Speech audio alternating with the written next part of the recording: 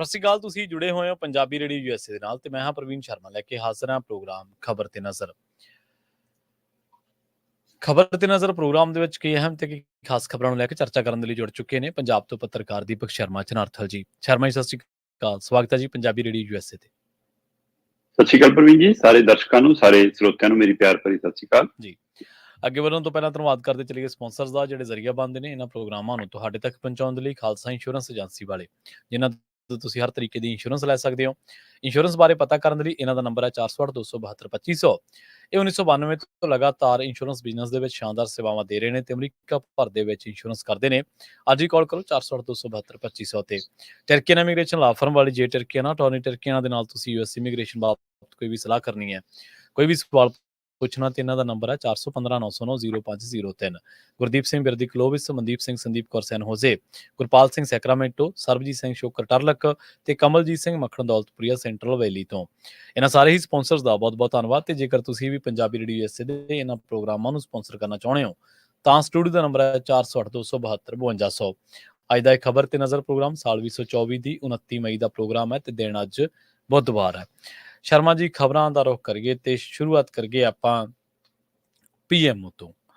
ਕਹਿੰਦੇ ਪੀਐਮਓ ਭਾਜਪਾ ਲਈ ਨਜ਼ਰ ਰੱਖ ਰਿਹਾ ਚੈਨਲਾਂ ਦੇ ਉੱਤੇ ਕਿ ਕਿਹਦੇ ਤੇ ਕੀ ਚੱਲ ਰਿਹਾ ਹੈ, ਕੌਣ ਕਿਹਨੂੰ ਕਵਰ ਕਰ ਰਿਹਾ ਹੈ, ਕੌਣ ਕਿਹਦੀ ਖਬਰ ਕਰ ਰਿਹਾ ਹੈ, ਕੌਣ ਸਰਕਾਰ ਦੀ ਆਲੋਚਨਾ ਕਰ ਰਿਹਾ ਹੈ।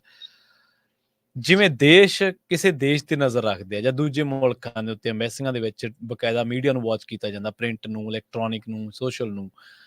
ਇਸੇ ਤਰ੍ਹਾਂ ਕਹਿੰਦੇ 900 ਚੈਨਲਾਂ ਉੱਤੇ, ਕੀ ਇਹ ਗੱਲ ਸੱਚ ਹੈ ਕਿ 900 ਚੈਨਲਾਂ ਤੇ ਪੀਐਮਓ ਭਾਜਪਾ ਲਈ ਨਜ਼ਰ ਰੱਖ ਰਿਹਾ ਜੀ?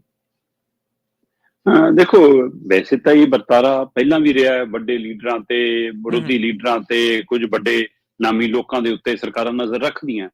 ਉਸੇ ਤਰ੍ਹਾਂ ਮੀਡੀਆ ਅਦਾਰਿਆਂ ਤੇ ਵੀ ਨਜ਼ਰ ਰੱਖਣ ਲਈ ਹਰੇਕ ਨੇ ਆਪਣੇ ਚਾਹੇ ਵਿਭਾਗ ਹੁੰਦੇ, ਸੂਚਨਾ ਪ੍ਰਸਾਰਣ ਵਿਭਾਗ ਆ ਉਹਦੇ ਹਵਾਲੇ ਨਾਲ, ਚਾਹੇ ਕਹਿ ਲਈਏ ਕਿ ਨਜ਼ਰ ਰੱਖਣ ਲਈ ਟੀਮਾਂ ਹੁੰਦੀਆਂ ਨੇ।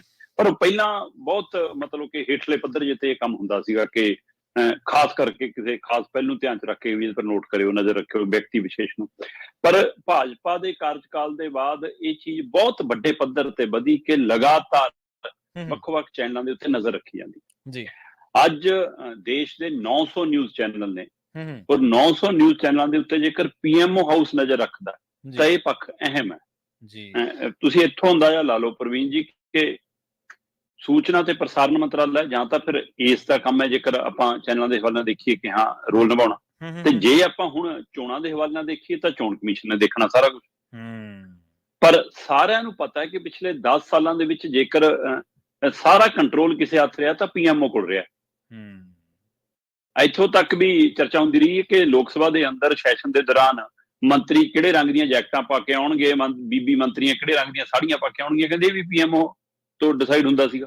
ਸੋ ਇੱਥੋਂ ਤੱਕ ਚਰਚਾਵਾਂ ਬਾਹਰ ਆਉਂਦੀਆਂ ਰਹੀਆਂ। ਚਲੋ ਹੁਣ ਤਾਜ਼ੀ ਜੇਕਰ ਆਪਾਂ ਗੱਲ ਕਰਨੀ ਹੋਵੇ, ਲੰਘੇ ਦਿਨਾਂ ਦੇ ਵਿੱਚ ਭਾਰਤ ਦੇ ਵੱਖੋ-ਵੱਖ ਪ੍ਰਿੰਟ ਮੀਡੀਆ ਦੇ ਵਿੱਚ ਪ੍ਰਧਾਨ ਮੰਤਰੀ ਨਰਿੰਦਰ ਮੋਦੀ ਦੀਆਂ ਚੋਣਾਂ ਨੂੰ ਲੈ ਕੇ ਇੰਟਰਵਿਊਆਂ ਛਪੀਆਂ ਜੀ।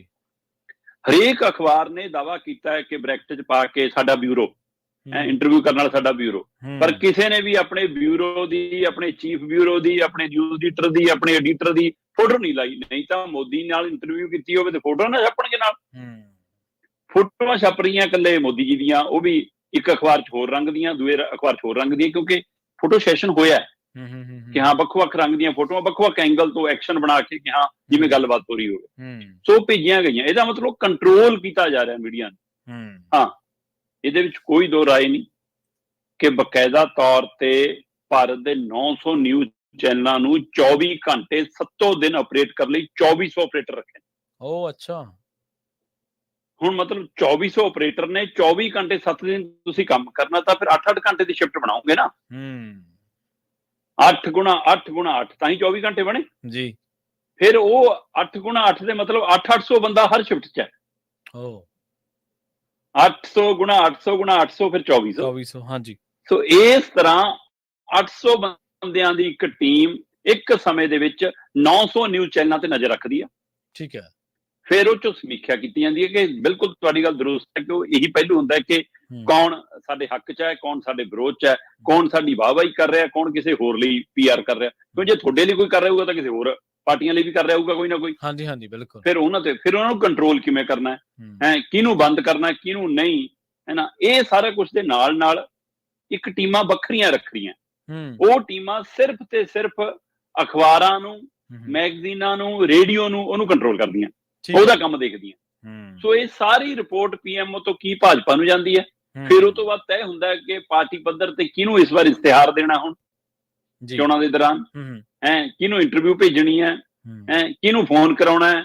ਸੋ ਇਹ ਸਾਰਾ, ਇਸ ਲਈ ਦੇਸ਼ ਦੇ 900 ਨਿਊਜ਼ ਚੈਨਲਾਂ ਦੇ ਉੱਤੇ ਸਖਤ ਨਿਗਰਾਨੀ, 24 ਘੰਟੇ 7 ਦਿਨ, 8-8 ਘੰਟਿਆਂ ਦੀ ਸ਼ਿਫਟ 'ਚ 800 ਬੰਦਾ, ਮਤਲਬ 2400 ਆਪਰੇਟਰ ਪੀਐਮਓ ਦੇ ਹਵਾਲੇ ਨਾਲ ਰੱਖ ਰਿਹਾ ਭਾਜਪਾ ਲਈ। ਇਹ ਚਰਚਾਵਾਂ ਦਿੱਲੀ ਦੇ ਗਲਿਆਰਿਆਂ ਚੋਂ ਬਾਹਰ ਨਿਕਲ ਆਈਆਂ ਜਨਾਬ। ਕੀ ਕੁਝ ਲੁਕੋਲੋਗੇ? ਨਹੀਂ ਲੁਕਦਾ ਬਿਲਕੁਲ। ਪਰ ਇਹ ਤਾਂ ਵਾਚ ਕਰਕੇ ਤੇ ਉਸ ਤੋਂ ਬਾਅਦ ਕਾਰਵਾਈ ਪਾਉਣੀ, ਇਹ ਤਾਂ ਬਹੁਤ ਜਸੂਸੀ ਕਰਨ ਤੱਕ ਦਾ ਹੀ ਕੰਮ ਹੈ ਇੱਕ ਤਰੀਕੇ। ਨਹੀਂ ਇਹ ਹੈਗਾ ਹੀ ਹੈ ਜੀ। ਇੱਥੇ ਉਹ ਪੈਗਾਸਸ ਉਹ ਚਰਚਾ 'ਚ ਆਏ ਸੀ ਨਾ, ਤੇ ਕਿ ਜੱਜਾਂ ਤੱਕ, ਹੈ ਨਾ, ਮੀਡੀਆ ਕਰਮੀਆਂ ਤੱਕ, ਤੇ ਹੋਰ ਕਿੰਨਿਆਂ ਦੇ, ਮਤਲਬ ਇਹਦਾ ਮਤਲਬ ਸਰਕਾਰਾਂ ਕਰਦੀਆਂ ਜਾਂ ਕੁਝ ਜੀ, ਪਰ ਇਹਨਾਂ ਨੇ ਇਹਦਾ ਰਿਕਾਰਡ ਬਣਾਉਣਾ ਹੁੰਦਾ ਨਾ ਹਰ ਚੀਜ਼ 'ਚ, ਕਿ ਜੋ ਅਸੀਂ ਕਰ ਰਹੇ ਹਾਂ ਪਹਿਲਾਂ ਕਦੇ ਨਹੀਂ ਹੋਇਆ ਜੀ। ਬਿਲਕੁਲ। ਪੰਜਾਬ ਦਾ ਰੁਖ ਕਰੀਏ ਸ਼ਰਮਾ ਜੀ, ਪੰਜਾਬ ਦੀ ਗੱਲ ਕਰੀਏ ਤੇ ਕਹਿੰਦੇ ਅੱਜ ਸ਼ਾਂਤ ਹੋ ਜਾਣੀ ਆ ਸਿਆਸੀ ਕਾਵਾਂ ਰੌਲੀ। ਅੱਜ ਤੋਂ ਬਾਅਦ ਫੱਟਿਆਂ ਤੋਂ ਤਾਸ਼ ਖੇਡਦੇ, ਭੰਗੜਾ ਪਾਉਂਦੇ, ਜਿੰਮਾਂ ਦੇ ਵਿੱਚ ਜਾਂਦੇ, ਹੋਰ ਕੰਮ ਕਰਦੇ ਲੀਡਰ ਸ਼ਾਇਦ ਨਹੀਂ ਨਜ਼ਰ ਆਉਣੇ। ਬਿਲਕੁਲ ਜੀ। ਅੱਜ ਭਾਰਤੀ ਹਵਾਲੇ ਨਾਲ ਜਾਂ ਪੰਜਾਬ ਦੇ ਬਾਰੇ ਜੇਕਰ ਮੈਂ ਗੱਲ ਕਰਾਂ ਤਾਂ 30 ਮਈ ਹੈ। 30 ਮਈ ਦਾ ਮਤਲਬ ਅੱਜ 7ਵੇਂ ਗੇੜ ਦੇ ਚੋਣ ਪ੍ਰਚਾਰ ਦੇ ਬੰਦ ਹੋਣ ਦਾ ਦਿਨ ਹੈ ਜੀ। ਪਰ ਬੰਦ ਹੋਣ ਤੋਂ ਪਹਿਲਾਂ ਇਹ ਆਖਰੀ ਦਿਨ ਦਾ ਵੀ ਚੋਣ ਪ੍ਰਚਾਰ ਹੈ ਨਾ, ਇਸ ਲਈ ਅੱਜ ਕਾਂ ਵੱਧ ਹੋਊਗੀ। ਮਤਲਬ 7ਵੇਂ ਗੇੜ 'ਚ 57 ਸੀਟਾਂ ਤੇ ਵੋਟਾਂ ਹੋਣੀਆਂ, ਜਿਹਦੇ ਵਿੱਚੋਂ 13 ਪੰਜਾਬ ਦੀਆਂ ਨੇ, 4 ਹਿਮਾਚਲ ਦੀਆਂ ਨੇ, 1 ਚੰਡੀਗੜ੍ਹ ਦੀ ਵੀ ਹੈਗੀ ਆ। ਸੋ ਇਸ ਤਰ੍ਹਾਂ ਮਤਲਬ ਕਿ 18 ਸੀਟਾਂ ਤਾਂ ਇਹੀ ਹੈਗੀਆਂ ਨੇ, ਤੇ ਪਰ ਬਾਕੀਆਂ ਨੂੰ ਛੱਡ ਕੇ ਸਭ ਤੋਂ ਵੱਧ ਕਾਵਾਂ ਰੋਲੀ ਹੁਣ ਪੰਜਾਬ 'ਚ ਹੈ। ਮਤਲਬ ਦਿੱਲੀ ਤੋਂ ਨਾ ਲੀਡਰਾਂ ਦੀ ਡਾਰ ਆਈ ਹੋਈ ਹੈ। ਸਾਰੀ ਇੱਥੇ ਹੀ ਬੈਠੀ ਆ ਪੰਜਾਬ ਦੇ ਬਨੇਰਿਆਂ ਤੇ। ਮਤਲਬ ਕੋਈ ਕਾਂਗਰਸੀਆਂ ਦੇ ਬਨੇਰੇ ਤੇ ਬੈਠਾ, ਕੋਈ ਆਪ ਵਾਲੇ, ਮੈਂ ਗੱਡੀ 'ਚੋਂ ਸ਼ੀਸ਼ੇ 'ਚੋਂ ਬਾਹਰ ਨਿਕਲ ਕੇ ਆਪਣਾ ਰੌਲਾ ਪਾ ਰਿਹਾ ਹੈ ਨਾ, ਕੋਈ ਭਾਜਪਾਈਆਂ ਦੇ ਬਨੇਰਿਆਂ ਤੇ ਬੋਲ ਰਿਹਾ। ਸੋ ਪੂਰੀ ਪੰਜਾਬ 'ਚ ਸਿਆਸੀ ਕਾਵਾਂ ਰੋਲੀ ਹੈ ਇਸ ਮੌਕੇ। ਸਿਖਰ ਕੀ ਨਰਿੰਦਰ ਮੋਦੀ, ਕੀ ਅਮਿਤ ਸ਼ਾਹ, ਕੀ ਰਾਜਨਾਥ, ਕੀ ਜੋਗੀ, ਕੀ ਜੇਪੀ ਨੱਡਾ, ਸਾਰੇ ਲੀਡਰ, ਸਮ੍ਰਿਤੀ ਇਰਾਨੀ, ਸਾਰੇ ਇੱਧਰ ਨੂੰ ਤੁਰਿਆ। ਇਸੇ ਤਰ੍ਹਾਂ ਖੜਗੇ ਵੀ, ਪ੍ਰਿयंका ਵੀ, ਰਾਹੁਲ ਵੀ, ਉਹ ਸਚਿਨ ਪਾਇਲਟ ਵੀ, ਉਹ ਸਾਰੇ ਇੱਧਰ ਨੂੰ ਤੁਰਿਆ।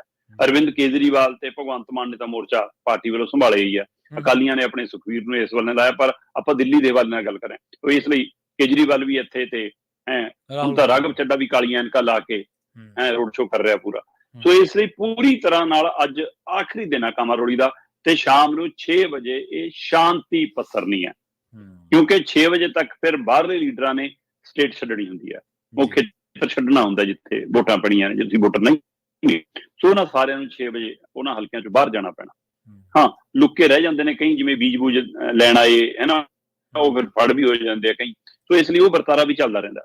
ਪਰ ਅੱਜ ਨਰਿੰਦਰ ਮੋਦੀ ਹੋਰਾਂ ਨੇ ਹੁਸ਼ਿਆਰਪੁਰ ਦੇ ਵਿੱਚ ਸੋਮ ਪ੍ਰਕਾਸ਼ ਦੀ ਧਰਮ ਪਤਨੀ ਲਈ ਵੋਟਾਂ ਮੰਗਣੀਆਂ, ਠੀਕ ਹੈ ਜੀ, ਤੇ ਉਹ ਤੋਂ ਬਾਅਦ ਸਿੱਧੀ ਉਡਾਰ ਭਰਨੀ ਆ ਉੱਥੋਂ ਆਪਣੇ ਖੰਭਾਂ ਨਾਲ ਕੰਨਿਆ ਕੁਮਾਰੀ ਲਈ। ਕਹਿੰਦੇ ਜੀ ਧਿਆਨ ਲਾਉਣ ਜਾਣਾ। ਠੀਕ ਹੈ ਜੀ। ਤੁਹਾਨੂੰ ਧਿਆਨ 'ਚ ਹੋਣਾ ਕਿ 2019 ਦੀਆਂ ਚੋਣਾਂ ਤੋਂ ਬਾਅਦ ਵੀ 17 ਘੰਟੇ ਕਹਿੰਦੇ ਜੀ ਕੇਦਾਰਨਾਥ ਗਏ ਸੀਗੇ ਮੋਦੀ ਜੀ ਧਿਆਨ ਲਾਉਣ, ਤੇ ਬਕਾਇਦਾ ਉਹ ਫੋਟੋਆਂ, ਉਹ ਵੀਡੀਓ, ਸੁਰੰਗ 'ਚ ਬੈਠਿਆਂ ਵਾਲੀਆਂ, ਉਹ ਸਾਰਾ ਕੁਛ ਆਇਆ। ਤੇ ਹੁਣ ਮਮਤਾ ਬੈਨਰਜੀ ਕਹਿੰਦੀ ਜੀ ਐਕਟੀ ਉੱਥੋਂ ਟੈਲੀਕਾਸਟ ਹੋਇਆ ਨਾ ਇਹ ਧਿਆਨ ਵਾਲਾ ਪ੍ਰੋਗਰਾਮ, ਕਹਿੰਦੀ ਮੈਂ ਕਾਰਵਾਈ ਕਰਾਉਂਗੀ, ਮੈਂ ਸ਼ਿਕਾਇਤ ਕਰੂੰਗੀ ਕਿ ਆਹ ਚੋਣ ਪ੍ਰਚਾਰ ਤਰੀਕਾ ਕੱਢਿਆ ਵਾ ਨਵਾਂ ਇਹਨਾਂ ਨੇ। ਕਹਿੰਦੇ ਧਿਆਨ ਲਾਉਣਾ ਫਿਰ ਦੱਸ ਕੇ ਥੋੜਾ ਲਾਉਣਾ ਹੁੰਦਾ, ਫੋਟੋਆਂ ਦਿਖਾ ਕੇ ਥੋੜਾ ਲਾਉਣਾ ਹੁੰਦਾ। ਸੋ ਪਰ ਕਹਿੰਦੇ ਜੀ ਵਿਵੇਕਾਨੰਦ ਜੀ ਹੋਰਾਂ ਨੇ ਜਿੱਥੇ ਧਿਆਨ ਲਾਇਆ ਸੀ, ਮੋਦੀ ਜੀ ਉੱਥੇ 30 ਤਰੀਕ ਸ਼ਾਮ ਨੂੰ, ਅੱਜ ਮਤਲਬ ਭਾਰਤੀ ਅੱਜ ਸ਼ਾਮ ਨੂੰ ਪਹੁੰਚ ਜਾਣਾ। ਅੱਜ ਦੀ ਸਾਰੀ ਰਾਤ, ਕੱਲ ਦਾ ਪੂਰਾ ਦਿਨ ਉਹ ਧਿਆਨ ਲਾਉਣਗੇ, ਪਾਰਟੀ ਹਿਸਾਬ ਕਿਤਾਬ ਲਾਊਗੀ। ਠੀਕ ਹੈ, ਕਿ ਹਾਂ ਭਾਈ ਕਿੱਥੇ ਸੀਟਾਂ ਘਟੀਆਂ, ਕਿੱਥੇ ਵਧੀਆਂ। ਤੇ ਵਿਰੋਧੀ ਧਿਰ ਦਾ ਕਹਿੰਦੇ ਧਿਆਨ ਕਾਹਦਾ ਲਾਉਣਾ, ਥਕਾਵਟ ਲਾਉਣ ਜਾਣਾ। ਸੋ ਇਸ ਲਈ ਕਹਿੰਦੇ ਕਿ ਤਾਂ 2 ਫੋਟੋਆਂ ਕਰਾ ਕੇ, ਵੀਡੀਓ ਬਣਾ ਕੇ, ਉਸ ਤੋਂ ਬਾਅਦ ਬਸ ਥਕਾਵਟ ਲਾਉਣੀ, ਕਹਿੰਦੇ ਆਰਾਮ ਕਰਨਾ। ਪਰ ਜੀ ਇੱਧਰ ਰਾਮ ਕੇਜਰੀਵਾਲ ਤੇ ਇੰਡੀਆ ਗੱਠਜੋੜ ਵਾਲਿਆਂ ਨੂੰ ਤਾਂ ਨਹੀਂ ਆ ਰਿਹਾ। ਠੀਕ ਹੈ, ਅੱਛਾ। ਉਹਨਾਂ ਨੂੰ ਇਹ ਲੱਗਣ ਲੱਗ ਗਿਆ ਕਿ ਲੈ ਵੀ ਆਪਣੇ ਤਾਂ ਆਪਾਂ ਨੂੰ ਗਿੱਦੜ ਸਿੰਘੀ ਮਿਲ ਗਈ, ਤੇ ਕਹਿੰਦੇ ਕਿ ਜਿਵੇਂ ਮੋਦੀ ਔਰ ਉਹਨਾਂ ਦੀ ਪਾਰਟੀ ਇਹ ਮੰਨ ਕੇ ਚੱਲ ਰਹੀ ਹੈ ਕਿ ਜੋ ਮਰਜ਼ੀ ਹੋ ਜਾਵੇ, 400 ਪਾਰ ਨਾ ਸਹੀ, ਪਰ ਸੱਤਾ ਆਪਣੇ ਕੋਲ ਆ। ਠੀਕ ਹੈ। ਉਸੇ ਤਰ੍ਹਾਂ ਇੰਡੀਆ ਗੱਠਜੋੜ ਵਾਲੇ ਹੁਣ ਇਸ ਭਰਮ 'ਚ ਨੇ ਕਿ ਲੈ ਵੀ ਸਰਕਾਰ ਤਾਂ ਆਪਣੀ ਬਣ ਗਈ, ਅੱਛਾ, ਹੁਣ ਆਪਾਂ ਪ੍ਰਧਾਨ ਮੰਤਰੀ ਤੈਅ ਕਰਨਾ। ਤੇ ਕਹਿਣ ਨਾਲ ਤੇ ਇਹ ਵੀ ਕਹਿਣ ਲੱਗੇ ਕਿ ਰਾਹੁਲ ਗਾਂਧੀ ਨੇ ਵੀ ਖਾਸੀਆਂ ਟੀ-ਸ਼ਰਟਾਂ ਨਵੀਆਂ ਖਰੀਦ ਲਈਆਂ, ਪਰ ਕੇਜਰੀਵਾਲ ਕਹਿੰਦਾ ਕਿ ਮੈਂ 1 ਤਰੀਕ ਨੂੰ ਮੀਟਿੰਗ ਕਰੋ, 2 ਨੂੰ ਤਾਂ ਮੈਂ ਅੰਦਰ ਚੱਲ ਜਾਣਾ।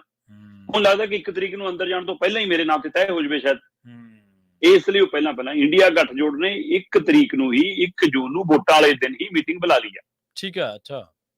ਤੇ ਹੁਣ ਉਹਦੇ ਲੈ ਕੇ ਮਮਤਾ ਵੀ ਖਾਸੀ ਔਖੀ ਆ, ਕਹਿੰਦੀ ਵੀ ਮੈਂ ਨਹੀਂ ਆ ਸਕਦੀ, ਸਾਡੇ ਤਾਂ ਤੂਫਾਨ ਆਇਆ। ਪਰ ਕਹਿੰਦੇ ਕਿ ਉਹ ਨਾ ਆਉਣ ਦੇ ਪਿੱਛੇ ਰੋਸਾ ਵੀ ਹੈਗਾ, ਪਹਿਲਾਂ ਵੀ 1 ਦੋ ਵਾਰ ਇਸ਼ਾਰੇ ਕਰ ਚੁੱਕੀ ਹੈ ਇੰਡੀਆ ਗੱਠਜੋੜ ਦੀ ਸਥਿਤੀ ਨੂੰ ਲੈ ਕੇ। ਸੋ ਇਸ ਲਈ ਭਾਜਪਾ ਦੀ ਨਜ਼ਰ ਆਪਣੀਆਂ ਵੋਟਾਂ ਦੀ ਗਿਣਤੀ ਮਿਣਤੀ ਨਾਲੋਂ, ਆਪਣੀਆਂ ਸੀਟਾਂ ਦੀ ਗਿਣਤੀ ਮਿਣਤੀ ਨਾਲੋਂ ਇਹਨਾਂ ਦੇ ਖਿਲਾਰੇ ਤੇ ਫਿਰ ਆ ਗਈ ਕਿ ਜੇ ਸਾਨੂੰ ਕੋਈ ਪੂਰਤੀ ਕਰਨੀ ਪਈ ਇੱਧਰੋਂ ਕੋਈ 2 ਦਲ ਤੋੜ ਲਾਂਗੇ। ਸੋ ਇਸ ਲਈ ਕਹਿੰਦੇ ਉਹ ਇੱਧਰੋਂ ਵੀ ਘਾਟਾ ਵਾਧਾ ਪੂਰਾ ਨਜ਼ਰ ਰੱਖ ਰਹੇ ਨੇ।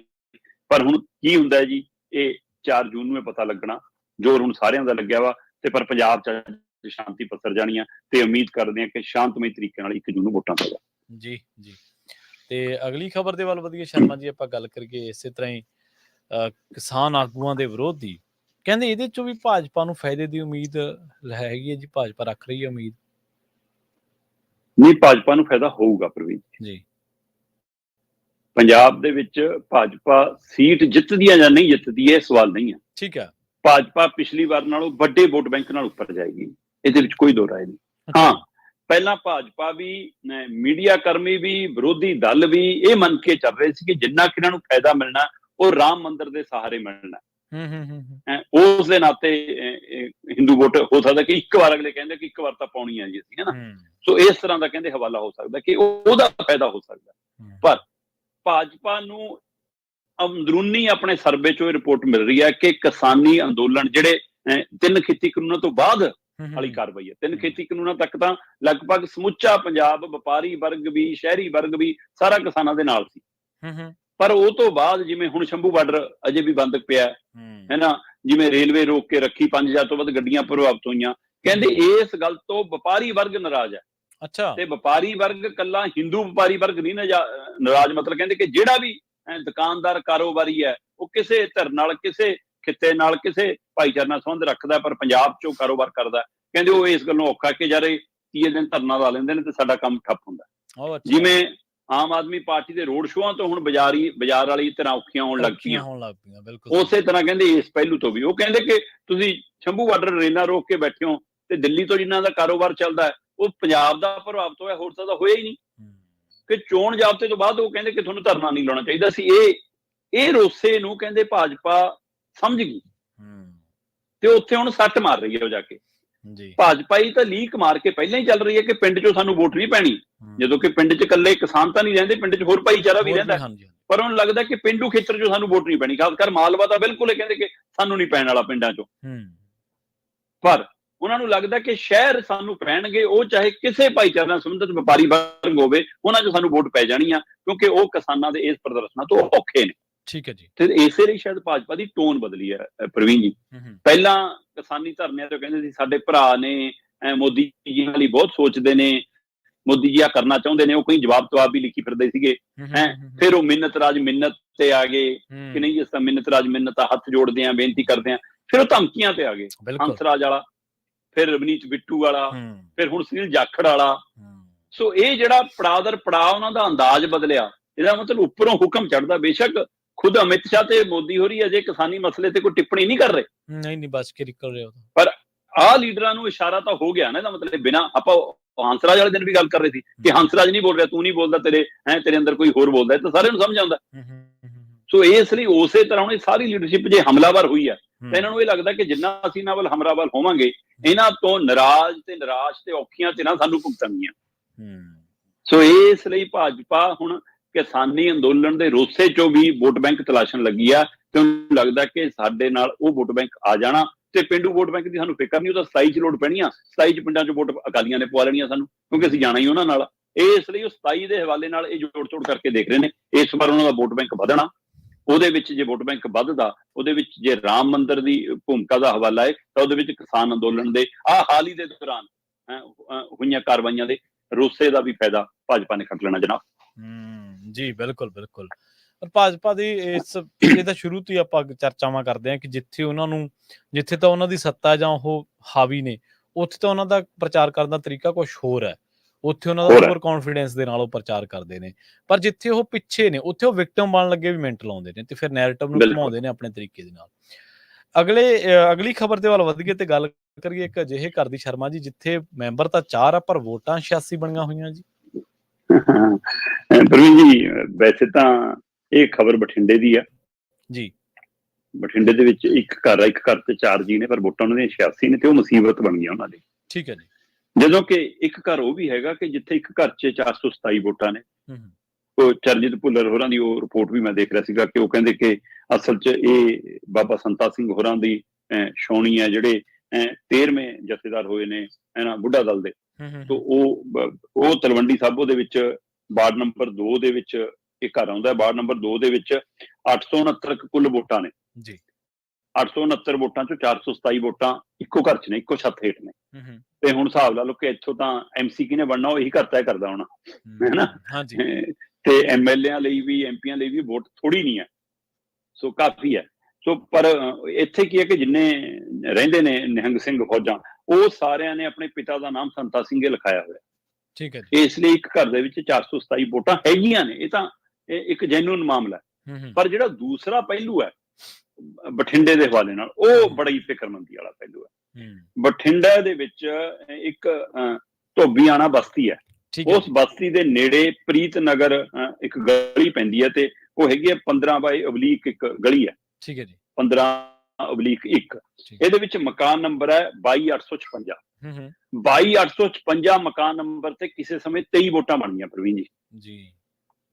ਉਹ ਤੋਂ ਬਾਅਦ 22856/1/2/3/4 ਏਦਾਂ /13 ਤੱਕ ਕਰਦੇ ਕਰਦੇ 86 ਵੋਟਾਂ ਬਣੀਆਂ। ਮਕਾਨ ਇੱਕੋ ਹੈ 22856, ਪਰ ਉਹ ਚ ਕਿਹਨੇ /1 2 3 ਪਾਇਆ, ਕਿਵੇਂ ਪਿਆ ਤੇ ਕਿਵੇਂ ਉਹਦੇ ਨਾਲ ਤੇ ਵੋਟਾਂ ਬਣੀ ਗਈਆਂ, ਉਸ ਘਰ ਚ ਰਹਿੰਦੇ ਨੇ ਸਿਰਫ 4 ਜੀ। ਠੀਕ ਹੈ ਜੀ। ਔਰ ਇਹ ਹੁਣੇ ਨਹੀਂ ਵਾਪਰਿਆ ਇਹ ਘਟਨਾਕ੍ਰਮ, ਹੁਣ ਲੋਕ ਸਭਾ ਚੋਣਾਂ ਦੇ ਹਵਾਲੇ ਨਾਲ ਨਹੀਂ, ਪਿਛਲੀਆਂ ਵਿਧਾਨ ਸਭਾ 'ਚ ਵੀ ਇਹ ਮਸਲਾ ਹੀ ਖੜਾ ਸੀ ਉਹਨਾਂ ਲਈ। ਤੇ ਹਾਲਤ ਇਹ ਹੈ ਕਿ ਉਹ ਟੱਬਰ ਵਾਲੇ 4 ਜੀ ਕਹਿੰਦੇ ਕਿ ਭਾਈ ਆਹ ਜਿਹੜੇ ਬਾਕੀ 82 ਵੋਟਾਂ ਨੇ, ਉਹ 82 ਵੋਟਾਂ ਚੋਂ ਕੋਈ ਸਾਡੇ ਗਲੀ ਮਹੱਲੇ ਆਂਢ ਗੁਆਂਢ 'ਚ ਵੀ ਨਹੀਂ ਰਹਿੰਦਾ। ਅੱਛਾ। ਪਤਾ ਹੀ ਨਹੀਂ ਕਿ ਕੌਣ ਕਿੱਥੇ ਰਹਿੰਦਾ ਕਿੱਥੇ ਨਹੀਂ। ਤੇ ਵੋਟਾਂ ਦੇ ਨਾਲ ਨਾਲ ਉਹਨਾਂ ਦੇ ਕਹਿੰਦੇ ਹੋਰ ਦਸਤਾਵੇਜ਼ ਵੀ ਬਣੇ ਹੋਏ ਨੇ, ਤੇ ਲੀਡਰ ਤਾਂ ਲਾਲਾਂ ਸਿੱਟਦੇ ਆਉਂਦੇ ਨੇ ਇਸ ਘਰ ਕੰਨੀ ਨੂੰ ਕਿ ਲੈ ਵੀ 86 ਵੋਟਾਂ ਪੱਕੀਆਂ। ਤੇ ਕਹਿੰਦੇ ਜਦ ਆ ਕੇ ਪਤਾ ਲੱਗਦਾ ਅਸੀਂ 4 ਹੈ ਤੇ ਅਸੀਂ ਆਪਣੀ ਵਿਥਿਆ ਸੁਣਾਉਂਦੇ ਹਾਂ, ਫਿਰ ਕਹਿੰਦੇ ਕੋਈ ਨਾ ਹੱਲ ਕਰ ਦਾਂਗੇ। ਪਿਛਲੀ ਵਾਰ ਕਹਿੰਦੇ ਜਿਹੜੇ MLA ਬਣਨ ਵਾਲੇ ਆਏ ਸੀ ਸਾਰੇ ਸਾਨੂੰ ਥਾਪੜਾ ਦੇ ਕੇ ਗਏ ਸੀ, ਤੁਹਾਡਾ ਮਸਲਾ ਹੱਲ ਹੋ ਜਾਊਗਾ। ਕਹਿੰਦੇ ਜਿਹੜੇ MLA ਬਣ ਗਏ ਨਾ ਉਹਨਾਂ ਨੇ ਕੀਤਾ, ਜਿਹੜੇ ਨਹੀਂ ਬਣੇ ਨਾ ਉਹਨਾਂ ਨੇ ਕੀਤਾ। ਸਾਡੇ ਮਸਲਾ ਜਿਉਂ ਦਾ ਤਿਉਂ, ਅਸੀਂ ਅਫਸਰਾਂ ਨੂੰ, ਅਧਿਕਾਰੀਆਂ ਨੂੰ, ਕੋਰਟ ਕਚਹਿਰੀ, DC ਸਾਹਿਬ ਨੂੰ, ਸਭ ਨੂੰ ਚਿੱਠੀਆਂ ਲਿਖ ਮੁਲਾਕਾਤਾਂ ਕਰ ਅੱਕ ਗਏ, ਕਿਤੇ ਸਾਡੀ ਸੁਣਵਾਈ ਨਹੀਂ ਹੋ ਰਹੀ। ਹੁਣ ਉਹ ਕਹਿੰਦੇ ਇਹ ਤੋਂ ਵੀ ਅਗਲੀ ਮੁਸੀਬਤ ਸਾਡੇ ਲਈ ਇਹ ਬਣ ਗਈ ਪ੍ਰਵੀਨ ਜੀ ਕਿ ਜਿਨ੍ਹਾਂ ਦੀਆਂ ਇੱਥੇ ਵੋਟਾਂ ਬਣੀਆਂ ਸਾਡੇ ਘਰ ਦੇ ਪਤੇ ਤੇ, ਉਹਨਾਂ ਦੀ ਕੋਈ ਲੋਨ ਦੀ ਕਿਸ਼ਤ ਟੁੱਟ ਜਾਵੇ, ਕੋਈ ਉਹਨਾਂ ਨੂੰ ਨੋਟਿਸ ਆ ਜਾਵੇ, ਉਹ ਬੈਂਕ ਵਾਲੇ ਸਾਡੇ ਘਰੇ ਫਾਈਲਾਂ ਚੱਕ ਕੇ ਆ ਜਾਂਦੇ ਨੇ ਕਿ ਤੁਹਾਡੇ ਘਰ ਦਾ ਪਤਾ ਜੀ, ਹੈਨਾ। ਫਿਰ ਕਹਿੰਦੇ ਉਹਨਾਂ ਨੂੰ ਕਹਾਣੀ ਸੁਣਾਈ ਜਾਓ, ਉਹਨਾਂ ਨੂੰ ਦੱਸੀ ਜਾਓ, ਸਾਬਤ ਕਰੀ ਜਾਓ। ਥਾਣੇ ਦਾ ਕਿਸੇ ਦਾ ਕੋਈ ਪੰਗਾ ਦੰਗਾ ਹੋ ਜਾਵੇ ਤਾਂ ਸਾਨੂੰ ਪੁੱਛਗਿੱਛ ਲਈ ਬੁਲਾ ਲੈਂਦੇ ਆ। ਕਹਿੰਦੇ ਅਸੀਂ ਇਸ ਮੁਸ਼ਕਲ ਚ ਘਰੇ ਆ ਕਿ ਇਹ ਤਾਂ ਧੋਖਾਧੜੀ ਦਾ ਵੀ ਕੋਈ ਮਾਮਲਾ ਹੋ ਸਕਦਾ, ਕੱਲ ਨੂੰ ਕੋਈ ਵੱਡੀ ਘਟਨਾ ਵੀ ਹੋ ਸਕਦੀ ਹੈ। ਤੇ ਇਸ ਲਈ ਉਹ ਟੱਬਰ ਦੇ 4 ਜੀਆਂ ਦੀ ਕੋਈ ਸੁਣਨ ਲਈ ਤਿਆਰ ਨਹੀਂ। ਬਸ 86 ਵੋਟਾਂ ਦਿਖਦੀਆਂ ਤੇ ਉਹਦੇ ਹਵਾਲੇ ਨਾਲ ਲੀਡਰ ਵੀ ਤੁਰੇ ਆਉਂਦੇ ਆ, ਕਾਗਜ਼ ਚੱਕ ਕੇ ਪੰਨਾ ਪ੍ਰਧਾਨ ਵੀ ਆ ਜਾਂਦੇ ਆ ਤੇ ਚੱਲੀ ਜਾਂਦਾ ਜੀ ਕੰਮ। ਪਰ ਉਹ ਟੱਬਰ ਦੇ 4 ਜੀ ਬਹੁਤ ਮੁਸ਼ਕਲ ਚ ਨੇ। ਇਹ ਬਠਿੰਡਾ ਦੀ ਇੱਕ ਮਤਲਬ ਪ੍ਰੀਤ ਨਗਰ ਗਲੀ ਨੰਬਰ 15/1 ਦੀ ਘਟਨਾ ਜੀ, ਜਿਹੜੀ ਇਹ ਸਾਹਮਣੇ ਆਈ ਹੈ। ਤੁਸੀਂ ਜੋੜੀ ਚੱਲੋ ਬੈਂਕ ਖਾਤਿਆਂ ਦੇ ਨਾਲ ਪੈਨ ਕਾਰਡ, ਆਧਾਰ ਕਾਰਡ ਦੇ ਨਾਲ ਪੈਨ ਕਾਰਡ, ਫਲਾਨਾ ਕਾਰਡ, ਇਹ ਕਾਰਡ, ਉਹ ਕਾਰਡ। ਇੱਥੇ ਪਾਸਪੋਰਟ ਬਣਾ ਕੇ, ਪਾਸਪੋਰਟ ਪੁਲਿਸ ਇਨਕੁਆਇਰੀ ਬਿਨਾਂ ਬਣਦਾ ਨਹੀਂ ਸ਼ਰਮਾ ਜੀ। ਸ਼ਹਿਰਾਂ ਦੇ ਵਿੱਚ ਤਾਂ ਬਣਾਉਣਾ ਕਿੰਨਾ ਔਖਾ ਆਪਾਂ ਨੂੰ ਪਤਾ ਹੈ। ਪਾਸਪੋਰਟ ਬਣਾ ਕੇ ਲੋਕ ਬਾਹਰ ਦੌੜ ਗਏ, ਬਾਹਰ।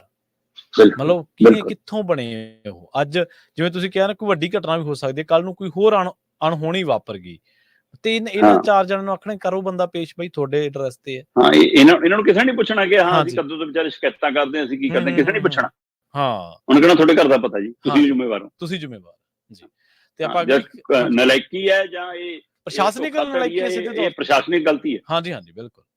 ਤੇ ਜਾਂਦੇ ਜਾਂਦੇ ਗੱਲ ਕਰੀਏ ਮੌਸਮ ਦੀ। ਦਿੱਲੀ ਨੂੰ ਕਹਿੰਦੇ ਸੂਰਜੀ ਅੱਗ ਲੱਗਣ ਵਾਲੀ ਹਾਲਾਤ ਬਣੇ ਪਏ ਨੇ। ਤਾਪਮਾਨ 53 ਡਿਗਰੀ ਸੈਲਸੀਅਸ ਤੇ ਸ਼ਰਮਾ ਜੀ। ਪ੍ਰਵੀਨ ਜੀ, ਕੱਲ ਸ਼ਾਮ ਨੂੰ ਜਦੋਂ ਇਹ ਅੰਕੜੇ ਆਏ ਹਾਂਜੀ ਕਿ ਦਿੱਲੀ ਦੇ ਵਿੱਚ 52.9 ਡਿਗਰੀ ਤੱਕ ਤਾਪਮਾਨ ਪਹੁੰਚ ਗਿਆ, ਤਦ ਮਤਲਬ ਕਿ ਰੌਂਗਟੇ ਖੜੇ ਹੋਣ ਵਾਲੀ ਗੱਲ ਸੀ ਕਿ ਇਹਦਾ ਮਤਲਬ ਭਾਰਤ 'ਚ ਹੁਣ ਇਹ ਸਥਿਤੀ ਹੋਣ ਵਾਲੀਆਂ, ਚੀਜ਼ਾਂ ਪਿਘਲਣ ਲੱਗ ਜਾਣਗੀਆਂ ਹੁਣ ਆਉਣ ਵਾਲੇ ਸਮੇਂ 'ਚ। 52.9 ਡਿਗਰੀ ਦਿੱਲੀ ਦੇ ਮੰਗੇਸ਼ਪੁਰ ਚ ਇਹ ਤਾਪਮਾਨ ਰਿਕਾਰਡ ਕੀਤਾ ਗਿਆ। ਠੀਕ ਹੈ ਜੀ। ਤੇ ਉਸ ਤੋਂ ਬਾਅਦ ਤਸੱਲੀ ਮਚ ਗਈ, ਮਤਲਬ ਰਾਜਸਥਾਨ ਦੇ ਵਿੱਚ 50.5 ਡਿਗਰੀ ਤਾਪਮਾਨ ਜਾ ਰਿਹਾ ਸ਼ੁਰੂ ਦੇ ਵਿੱਚ, ਹੈ ਨਾ। ਹਰਿਆਣੇ ਦੇ ਵਿੱਚ 48.8 ਹੈ, ਪੰਜਾਬ ਚ ਬਠਿੰਡਾ ਚ 48.5 ਹੈ ਨਾ। ਸੋ ਇਹ ਸਾਰਿਆਂ ਦੇ ਹਵਾਲੇ ਨਾਲ ਦਿੱਲੀ ਦੇ ਵਿੱਚ ਬਾਕੀ ਥਾਵਾਂ ਤੇ 50% ਤੋਂ ਉੱਪਰ, 50 ਡਿਗਰੀ ਤੋਂ ਉੱਪਰ ਸੀ। ਪਰ ਜਦੋਂ ਆ ਇੱਕ ਸਟੇਸ਼ਨ ਤੋਂ ਇਹ ਆਇਆ ਕਿ 52.9 ਮਤਲਬ 53 ਡਿਗਰੀ ਹੋ ਗਿਆ, ਤਾਂ ਹੱਥਾਂ ਪੈਰਾਂ ਦੀ ਪੈ ਗਈ।